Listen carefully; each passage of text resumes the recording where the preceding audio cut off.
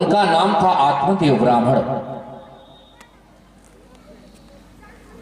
बड़ा ही कथा सुंदर रोचक कथा है। उस ब्राह्मण का नाम था आत्मदेव ब्राह्मण।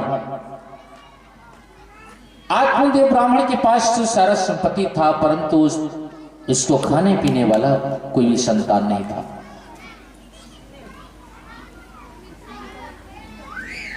आज संत कवि का है कि पंछी पंख बिना, हस्ती दंत बिना, नारी पुरुष बिना। पक्षी पंख बिना, हस्ती दंत बिना, नारी पुरुष बिना, कूप नीर बिना, धेनु क्षीर बिना, मंदिर दीप बिना। जैसे तरवर फल बीने हीना, तैसे प्राणी हरि नाम बिहुना। जैसे पंडित वेद बिहुना, तैसे प्राणी हरि नाम बिना। कूप नीर बिना, धेनु क्षीर बिना, मंदिर दीप बिना। पक्षी है, पंख नहीं है तो कुछ भी नहीं। हाथी बहुत बड़ा वह जीव होता है, अगर दांत नहीं तो कुछ भी नहीं। और नारी है, पुरुष के बिना अधूरा है। कूप नीर बिना, कुआं बावली इत्यादि जितने भी गहराई है, लेकिन यदि जल नहीं तो कुछ भी नहीं। और मंदिर दीप बिना, कितना भी पैसा की ताकत से बड़ा मंदिर बनवा लिए, लेकिन शाम सुबह एक दीपक नहीं जला पाए तो कुछ भी नहीं। नारी कितने भी सुंदरी हैं, लेकिन उनके गोद में एक बालक नहीं, तब तक वो अधूरा है। वृक्ष कितना भी बड़ा हो, लेकिन उसमें फल देने वाली नहीं तो भी अधूरा हो। मानव जीवन पाकर कितना भी सुंदर महान जीवन मिला, लेकिन इसमें भक्ति रूपी यदि बीज नहीं उगा पाए तो वो अधूरा रह गया। मानव तो जीवन मिला, भगवान से निवेदन किए थे, लेकिन बीज, भक्ति का बीज उन्होंने अपने जीवन में उगा ही नहीं पाया। आजकल करके सारा समय उसका व्यतीत हो गया, बेकार व्यर्थ चला गया।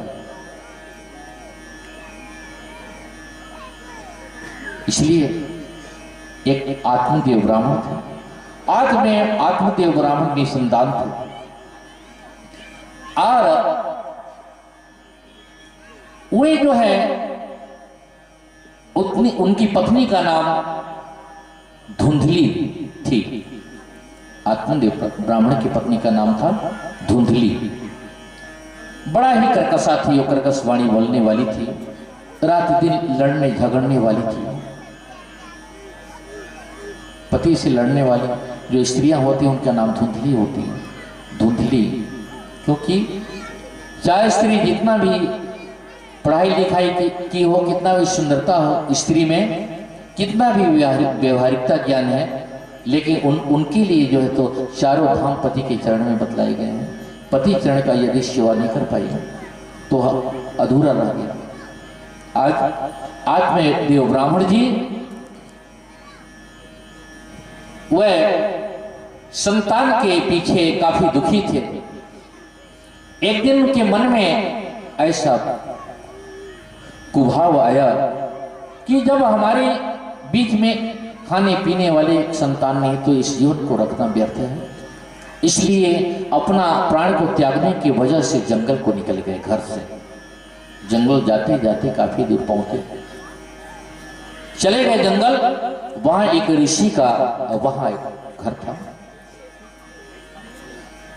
जब आत्मदेव ब्राह्मण बड़ा ही निराश थे, देखे ईश्वर, जब देखे बोले पुत्र क्या हुआ बतलाओ।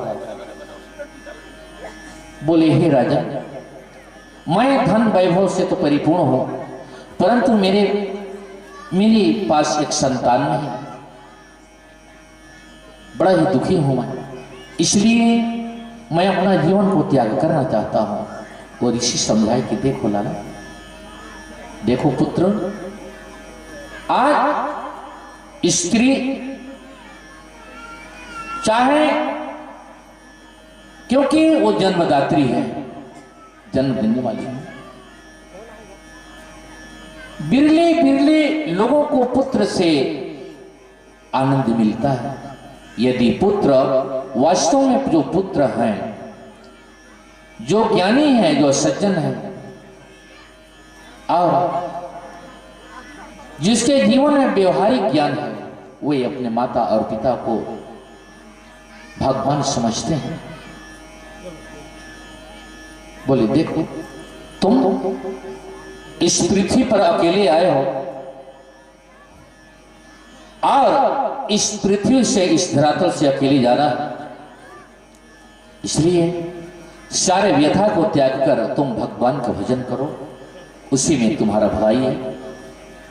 आत्मदेव ब्राह्मण तो अति दुखी ही थे परिवार के लिए, पुत्र पुत्रियां के लिए। बोले कि हे महात्मा,